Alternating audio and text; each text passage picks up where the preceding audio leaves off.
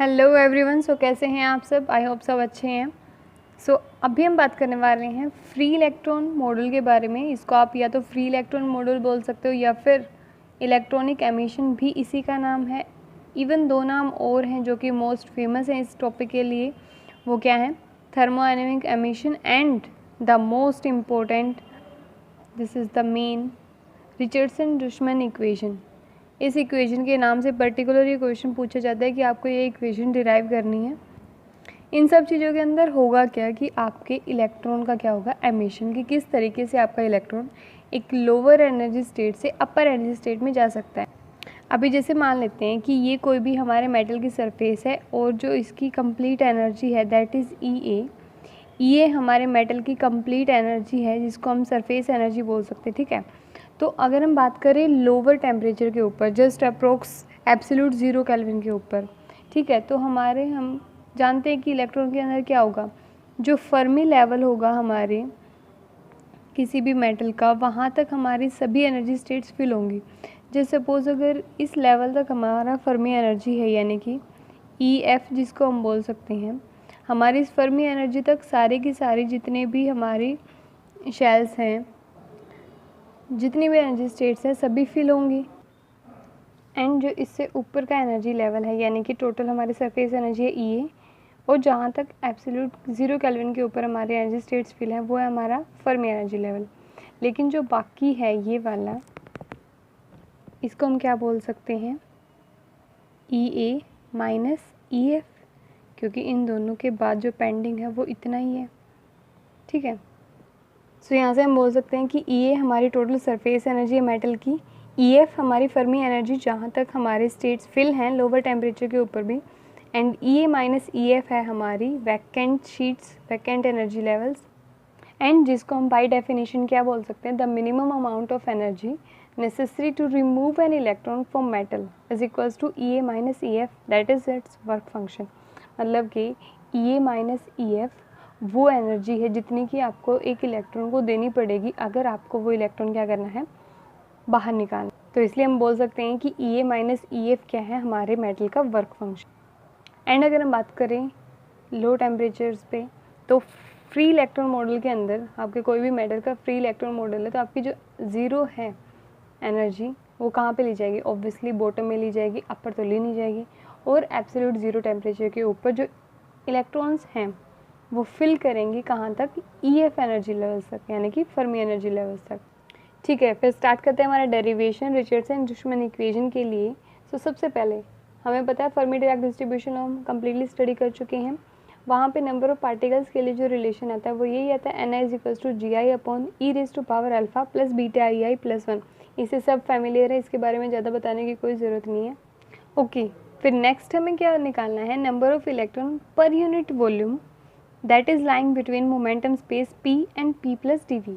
हमें वो इलेक्ट्रॉन्स निकालने हैं जो कि पर यूनिट वॉल्यूम लाई करते हैं किसके अंदर, मोमेंटम स्पेस के अंदर। वो आएंगे हमारे Dn that is equals to Gp/dp, यानी कि जो फेज स्पेस हमारा किसके अंदर लाई करता है, P2 P+dp के बीच में, अपॉन V पर यूनिट वॉल्यूम है क्योंकि हमने यहीं पे बोला पर यूनिट वॉल्यूम, इनटू हमारा as it is alpha e⁻α plus beta EI+1। And फिर अगर हम बात करें हमारे number of phase space cells के बारे में जो कि किसकी रेंज में है, P2 P+dp के बीच में, तो वो हमारी रेंज क्या हो जाएगी, दैट इज़ Gp/dp, यानी कि Gp/dp की वैल्यू हमारी क्या आएगी, Gs जो कि हमारी डीजेनरेसी को शो करेगा, into 4πV upon h³ n into P² into dp। अब क्योंकि हमें पता है कि इलेक्ट्रॉन्स के लिए, फॉर इलेक्ट्रॉन्स हमारी स्पिन की वैल्यू कितनी होती है, हाफ, एंड हमारा Gs क्या है, 2s+1, तो हमारा डीजेनरेसी Gs की वैल्यू क्या आ जाएगी, यहाँ से 2, क्योंकि स्पिन क्या है, हाफ, तो 2 इंटू 1/2 + 1, ये कैंसिल, 1 हो जाएगा जो कि क्या आ जाएगा, 1 + 1 = 2। तो यहाँ पे हम वैल्यू पुट करेंगे तो क्या आ जाएगा, 2 इंटू क्या है, 4πV P² dp upon h cube. तो जो हमारी ये इक्वेशंस हैं, मान लेते हैं इन इक्वेशन को नाम दे देते हैं 1, this is our equation number 2। सो अभी GP/dP की वैल्यू इस इक्वेशन के अंदर पुट कर, so now equation 2 becomes dN that is equals to, अब 8 पाई वहाँ पे GP/dP की जगह पुट करेंगे तो क्या हो जाएगा 8 pi p² dP as it is into V upon h cube, और वहाँ पे नीचे क्या था साथ में एक V and e raise to power alpha था, अल्फ़ा की जगह आप e माइनस EF ये भी यूज़ कर सकते हो इंटू बाई KT प्लस 1। कुछ भी नहीं किया, यहाँ पे GP/dP था अपॉन में V इंटू हमारा एक्सपोनेंशियल फंक्शन। यहाँ पे हमने सिर्फ GP/dP की वैल्यू पुट की, हमारा V as it is and साथ में एक्सपोनेंशियल भी एज इट इज़, ठीक है। तो ये इक्वेशन आने के बाद V से V हमारा कैंसिल हो जाएगा, तो हमारे पास dN की वैल्यू क्या बचेगी 8 pi p² dP upon h cube e raise to power e minus EF Fermi energy upon KT plus 1। So ये तो हमारी इक्वेशन आ गई कब, फेज स्पेस के बाद।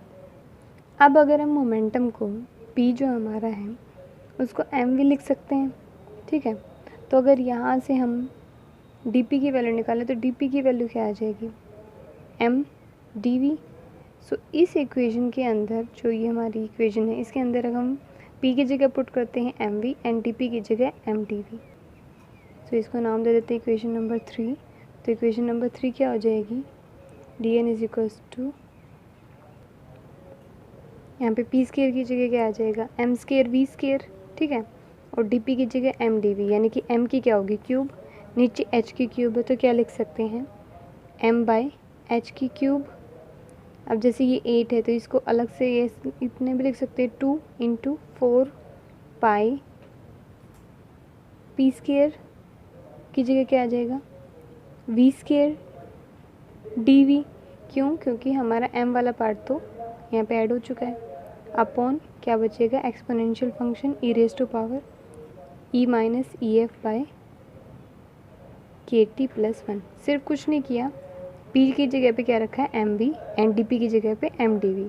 अब अगर हम बात करें Vx Vy Vz हमारी XYZ डायरेक्शन के अंदर इलेक्ट्रॉन्स की स्पीड है, तो फेज स्पेस के अंदर क्या होगा हमारी जो वेलोसिटी रेंज है वो क्या हो जाएगी Vx से Vx plus dVx, Vy plus dVy and Vy, और इसी तरीके से हमारे Z के लिए। तो हमारी जो वेलोसिटी कंपोनेंट आ जाएगी फेज वॉल्यूम के अंदर वो क्या आ जाएगी 4 पाई v² dV, जो हमारी ये वाला कंपोनेंट है इसकी जगह पे अलग अलग कंपोनेंट आ जाएंगी जो कि क्या आ जाएंगे dVx, dVy एंड dVz। अभी हमें क्या करना है जो 4 पाई v² dV की वैल्यू इसको इस इक्वेशन में पुट करना है सिर्फ। सो हमारा जो dN था वो क्या आ जाएगा dN is equals to 2m by H cube, ये तो हमारा पहले से ही था, dVx, dVy, dVz 4 पाई v² dP की जगह upon e raise to power e minus EF by KT plus 1। अभी यहाँ पे देखने वाली बात ये है कि जो हमारा ये डिफरेंस है, अभी यहाँ पे देखने वाली बात क्या है, जो हमारा ये रेशियो है E माइनस EF, जो ये एनर्जी रेंज है यही हमारा वर्क फंक्शन है, और ये एनर्जी रेंज नियरली 20 kT के आसपास होती है, नियरली। इसका मतलब अगर हम इसकी वैल्यू यहाँ पे रखेंगे 20 kT अपॉन KT से KT कैंसिल हो जाएगा, सिर्फ क्या बचेगा 20, यानी कि e raise to power 20 plus 1। तो इसका मतलब 1 के कंपैरिजन में तो ये वैल्यू बहुत बड़ी है, तो इसका मतलब 1 काफ़ी छोटा है, तो हम 1 को क्या कर सकते हैं नेगलेक्ट कर सकते हैं। तो हमारी dN की वैल्यू जो बचेगी लास्ट, अगर हम 1 को इग्नोर करते हैं तो वो क्या आ जाएगी 2m by H cube dVx, dVy, dVz यहाँ तक हमारी एज इट इज़ रहेगी, सिर्फ नीचे डिफरेंस क्या आ जाएगा, ई raise to power E minus E F by के टी आएगा, लेकिन 1 नहीं आएगा क्योंकि वो 1 छोटा होने की वजह से हमने क्या कर दिया, नेगलेक्ट। अब क्योंकि जो ई है हमारा, ये हमारी क्या होती है, एनर्जी, और एनर्जी की अगर हम बात करें काइनेटिक एनर्जी, तो हर डायरेक्शन के अंदर क्या होगा, एक्स डायरेक्शन के अंदर kinetic energy half M we x square, इसी तरीके से वाई के अंदर half M v y square plus half M v z square. तो अब अगर हम यहाँ पे जो हमारा नीचे डेनोमिनेटर वाला फैक्टर है इसको ऊपर ले जाएंगे तो क्या आ जाएगा, ई एफ माइनस ई हो जाएगा, क्योंकि ऊपर जाएगा तो पावर क्या हो जाएगी, नेगेटिव। या फिर क्या लिख सकते हैं, E raise to power minus E F, अंदर जाएगा तो ये नेगेटिव एंड ये क्या हो जाएगा, पॉजिटिव। तो हम पहले ही लिख लेते हैं। और जबकि जो हमारा d we x D we Y D V Z,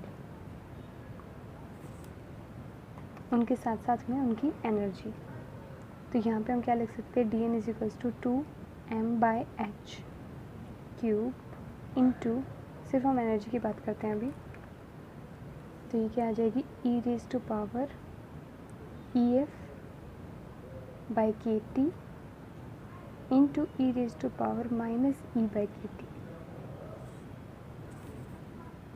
into में क्या है, D we x D we Y D we Z है ही, ठीक है। अब जो हमारी एनर्जी की वैल्यू थी उसको यहाँ पे पुट करो और अलग अलग, यानी कि एक्सपोनेंशियल का पार्ट एक्स वाली एनर्जी एक्स के साथ, वाई वाली वाई के साथ और जेड वाली जेड के साथ, कैसे, ये चीज़ तो एज इट इज़ रहेगी, एच के cube E raise to power E F by के टी इंटू, यहाँ पे क्या आ जाएगा, ई रेज टू पावर माइनस है तो minus half M we x square and साथ में क्या, d we x, and similarly फिर वाई और जेड के साथ में माइनस की एनर्जी इंटू उसका differential part d we y and z वाले के साथ डी वी जेड। फिर अगर हम सपोज करें कि जो हमारी मेटल की सरफेस है वो क्या है, एक्स डायरेक्शन की सरफेस के प्लेन के परपेंडिकुलर, यानी कि जो हमारी ये सरफेस है ये क्या है, एक्स डायरेक्शन के परपेंडिकुलर, ठीक है। तो नंबर ऑफ़ इलेक्ट्रॉन्स की अगर हम बात करें जो कि किस में लाई करेंगे, v x and d we x velocity range में, तो ये जो था कंप्लीट के लिए जहाँ पे हमने एक्स वाई जेड तीनों डायरेक्शन को कंसिडर किया, तो हमारे नंबर ऑफ़ पार्टिकल्स कितने हो जाएंगे, डी एन एक्स, जो कि क्या आएंगे, n we x D we x. फिर इसके लिए ऊपर से वैल्यू लिखेंगे तो क्या आ जाएगी, 2m by H cube E raise to power E F by के टी। अब क्योंकि x डायरेक्शन के अकॉर्डिंग निकाल रहे हैं तो x को अलग रखो, E raise to power minus half M we x square half V x square by के टी। एक सेकेंड, ऊपर इन सब में के टी आएगा क्योंकि सिर्फ फर्मी एनर्जी के साथ में नॉर्मल एनर्जी के साथ भी के टी था, तो इन सब के बाय में क्या है, के टी, ठीक है। तो हाफ के टी इंटू जो बाकी दोनों डायरेक्शन है वाई एंड जेड, उनके लिए आप क्या यूज़ करोगे, इंटीग्रेशन, कहाँ से कहाँ तक, माइनस इन्फिनिटी से लेके प्लस इन्फिनिटी तक, और फिर वाई और जेड को कंबाइन करके हम क्या लिख सकते हैं, half v y square plus v z square by के टी, इंटीग्रेशन माइनस इन्फिनिटी से इन्फिनिट है ही। नॉर्मल हमारी एनर्जी क्या होती है, हाफ एम वी स्क्वायर, तो यहाँ से वेलोसिटी की वैल्यू क्या आ जाएगी, 2e by m that is v. तो यहाँ से जो x कंपोनेंट है एन एक्स की अगर हम बात करें तो उसकी लोअर लिमिट क्या हो जाएगी, under root 2e by M and upper limit हमारी infinite that is N we x D we X. और जबकि ये वाली चीज़ अभी हमने देखी, हमारा constant part 2m by H cube E raise to power E F by के टी, इंटीग्रेशन जो x का है वो कहाँ से कहाँ आएगा, root 2e by M into infinite power E raise to power minus half M we x square by के T into d we x and साथ में वाई एंड जेड का जो अभी हमने लास्ट देखा था माइनस इन्फाइनाइट से लेके प्लस इन्फाइनाइट तक दोनों के केस में।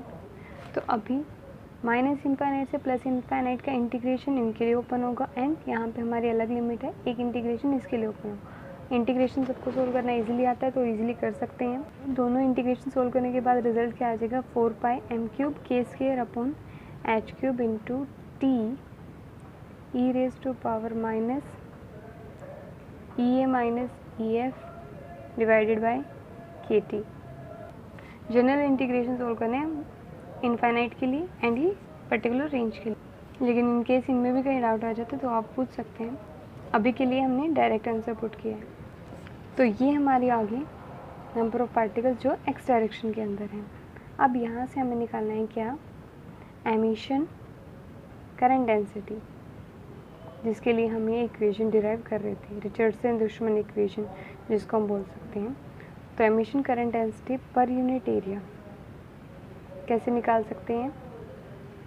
पर यूनिट एरिया निकालने के लिए आपको क्या करना है, that equation is J is equals to E N X. N x की वैल्यू है हमारे पास, तो डायरेक्ट सिर्फ ये इक्वेशन पुट करो एंड मल्टीप्लाई किससे, ई से। ठीक है, सिर्फ इस इक्वेशन के अंदर डायरेक्ट मल्टीप्लाई किसकी की है, ई की। अब क्योंकि इक्वेशन बड़ी लग रही है तो इसको शॉर्ट करने के लिए हम क्या कर सकते हैं, जो कॉन्स्टेंट पार्ट है उनको अलग अलग नाम दे देते हैं। जैसे कि हमने ए नाम दे दिया किसको, ये जो हमारा कॉन्स्टेंट पार्ट है 4 पाई एम ई के square upon h cube. Sorry, यहाँ पे सिर्फ एक ही पावर है एम की, कोई 3 पावर नहीं है, ये आप सोल्व करोगे डायरेक्ट पता चल जाएगा। एंड जो हमारा ये डिफरेंस था ई ए माइनस ई एफ, इसको हम क्या लिख सकते हैं, E phi, that is E A minus E F. तो अब अगर इन दोनों कॉन्स्टेंट को हम इक्वेशन के अंदर पुट करें तो इक्वेशन क्या हो जाएगी, जे इज इक्वल्स टू, ये वाला पार्ट क्या हो गया, ए इंटू साथ में क्या है टी स्क्वायर एंड साथ में E raise to power minus E phi upon K T. So ये जो इक्वेशन आई है हमारी लास्ट, इस इक्वेशन को क्या बोलते हैं, रिचर्डसन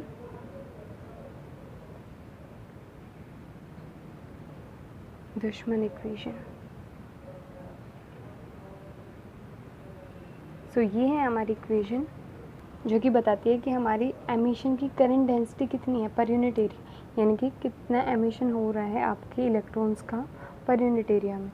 सो एक बार बेसिक रिवाइज कर लेते हैं। Free electron model, electronic emission, thermionic emission and Richardson Dushman equation एक ही टॉपिक के नाम है। यहाँ पे हमारी टोटल एनर्जी कितनी है हमारी मेटल की, ई a surface energy, E F हमारी फर्मी एनर्जी लेवल है जहाँ तक कि हमारी सेल्स फिल हैं। जो पार्ट बचा वो हमारा क्या है, ई ए माइनस ई एफ, जिसको मेटल का वर्क फंक्शन भी बोल देते हैं। नेक्स्ट फर्मी डिराक डिस्ट्रीब्यूशन हम सब जानते हैं, वहाँ से हमें एन आई की वैल्यू मिल जाएगी। फिर हम निकालेंगे नंबर ऑफ इलेक्ट्रॉन्स जो कि पर यूनिट वॉल्यूम लाई करें किसमें, phase momentum P and P plus D V में, तो वहाँ से हमारी डी एन की वैल्यू पता चल जाएगी। फिर हम यहाँ से phase space cells G P D P की वैल्यू निकाल के क्या करेंगे, डी एन के अंदर पुट करेंगे। सो हमारे पास ये जनरल इक्वेशन आ जाएगी। यहाँ पे क्योंकि मोमेंटम के अंदर है तो मोमेंटम से वेलोसिटी में लेके आने के लिए हम क्या करेंगे, p is equals to M V and derivation को किसके इक्वल पुट करेंगे, D P is equals to M T V. अभी क्योंकि हमारी वेलोसिटी हर डायरेक्शन के अंदर है तो हम हमारे कंपोनेंट को V 4 pi V square D V को किसके इक्वल पुट करेंगे, D we x D we Y D we Z. तो हमारे जो डी एन है उसकी वैल्यू क्या आ जाएगी, यहाँ पे 4 pi V square D P की जगह पे D we x D we Y D we Z. ठीक है, ओके। उसके बाद एक इम्पॉर्टेंट स्टेप कि हम यहाँ पे क्या कर रहे हैं, वन को नेगलेक्ट कर रहे हैं। क्यों नेगलेक्ट कर रहे हैं, क्योंकि जनरली जो हमारा ये डिफरेंस है ई माइनस ई एफ, ये ई ए माइनस ई एफ, ये कितना आता है, नियरली 20 kT के आसपास। अगर हम नॉर्मल टेम्परेचर पे देखें तो यहाँ से हमारा ये वाला पार्ट काफ़ी बड़ा हो जाएगा एज़ कम्पेयर टू 1, तो इसलिए 1 को हम नेगलेक्ट कर रहे हैं। तो यहाँ से 1 को नेगलेक्ट करने के बाद हमारा 1 यहाँ से गायब हो जाएगा। अब क्योंकि यहाँ पे 1 हमारा गायब हो चुका है तो हम इस कंपोनेंट को ऊपर पहुँचा सकते हैं। ऊपर पहुँचाएंगे तो जिसकी पावर प्लस थी उसकी नेगेटिव हो जाएगी, जिसकी नेगेटिव थी उसकी प्लस हो जाएगी। तो यहाँ पे क्या आ जाएगा, ई एफ नेगेटिव था तो क्या आ जाएगा, प्लस ई एफ बाई के टी। और जबकि ई की वैल्यू क्या हो जाएगी -E/kT। साथ में हमारा dvx dvy dvz ये तो है ही। अब क्योंकि एनर्जी जो है हमारी वो हर डायरेक्शन के अंदर क्या है, half mv(x²) y and z तीनों डायरेक्शन के अंदर हमारे काइनेटिक एनर्जी है। तो हम क्या करेंगे, इंडिविजुअली dvx के साथ में x वाली एनर्जी, y के साथ में y वाली, z के साथ में z वाली, ठीक है, तीनों को साथ में पुट करेंगे। अब हम ये मान के चल रहे हैं कि जो हमारा मेटल की सरफेस है वो क्या है, x डायरेक्शन के परपेंडिकुलर। तो x डायरेक्शन के परपेंडिकुलर है तो क्या होगा, जो हमारा dn है उसकी वैल्यू हम कैसे निकाल सकते हैं, n vx dvx। और इसके लिए हम क्या करेंगे, ऊपर से डायरेक्ट वैल्यू पुट करेंगे। सिर्फ हमें क्या करना है, क्योंकि हम vx के रिस्पेक्ट में निकाल रहे हैं तो y एंड z का जो कंपोनेंट है उसको आप इंटीग्रेट करोगे -∞ से ∞, एंड जो हमारा x का कंपोनेंट है उसके लिए हम लिमिट निकालते हैं। और वो लिमिट आप कैसे निकालोगे, एनर्जी हमें पता है काइनेटिक कितनी होती है, हाफ mv के, यहाँ से v की वैल्यू आप निकाल सकते हो √2e/m। सो पुट करते हैं √2e/m से लेके इनफाइनाइट, और यहाँ से हमारे x की लिमिट भी हमें पता चल गई, y एंड z की हमें पहले से पता है -∞ से +∞। तो हम सिंपली क्या करेंगे, इंटीग्रेशंस को सोल्व करेंगे दोनों के। तो हमारे पास nx की वैल्यू क्या आ जाएगी, 4πm k² t² × e⁻ अभी हमें मेन निकालना क्या है, emission current density per unit area. तो उसके लिए आप क्या करोगे, सिर्फ nx के आपको मल्टीप्लाई करनी है किससे, e से। तो e इंटू आपका एज इट इज़ nx की वैल्यू। यहाँ पे इक्वेशन को थोड़ा सा छोटा करने के लिए हम क्या करेंगे, अलग अलग पार्ट को एक कांस्टेंट से रिप्लेस कर देंगे, जैसे कि 4πm e k²/h³। इस पार्ट को हमने किससे रिप्लेस कर दिया, a से, एंड e⁻ef को किससे रिप्लेस कर दिया, e phi से। तो हमारी जो डेंसिटी है वो कितनी आ गई, J = a t² e⁻ e⁵/kT। सो ये थी हमारी रिचर्डसन-दुशमन इक्वेशन। सो आई होप समझ आ गया होगा, लेकिन इन केस कोई भी डाउट हो तो आप पूछ सकते हैं। Thank you very much.